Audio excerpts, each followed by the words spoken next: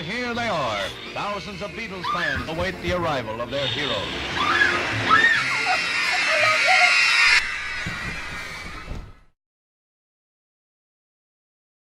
Let's talk about the British sound.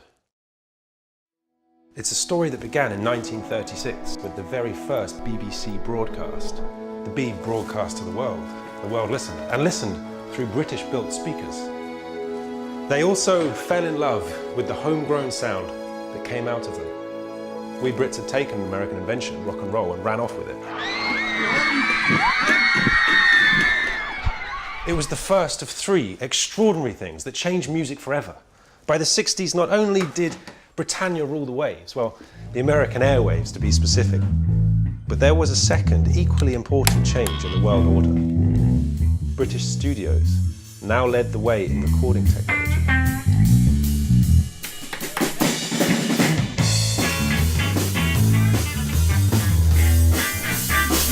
Our innovations in mixing desks and microphones allowed music tracks to be built up layer by layer and enabled the first multi-track recording.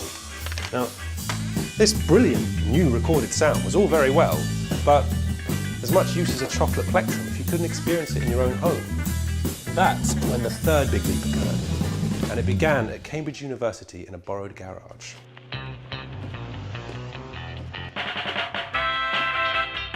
These bright sparks were on a mission to design an amplifier that could play back tracks without adding anything or taking anything away from the original recording, and to build affordable hi-fi kit for the home. Whilst our cousins in the States liked a heavy bass in their recordings, and in the Far East, a mid-range mix to carry the vocals, we liked our recordings unadulterated and unfiltered, the British sound. It was the summer of love, but not for the guys burning the midnight oil designing the iconic P40 amplifier. An amplifier is at the heart of any audio system, and it's where Cambridge Audio built their reputation. Whether it was with turntables,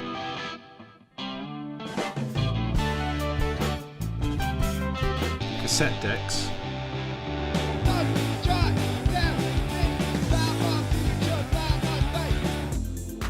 or CD players. Cambridge amplifiers were developed by people with a good ear. They delivered an authentic sound, the sound the record producer first laid down. Cambridge Audio's relentless pursuit of British sound hasn't diminished. The digital revolution has transformed the way we listen to our music, and this new convenience has brought with it new challenges. To ensure they could still deliver a pure sound with digital music, Cambridge created their own streaming platform. They now have kit that can play music as good as the original high-res Studio Master.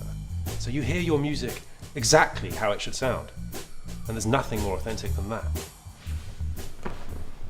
So a recording made in a studio in 1968 sounds as fresh and as crisp as it did on the day the engineers said 3.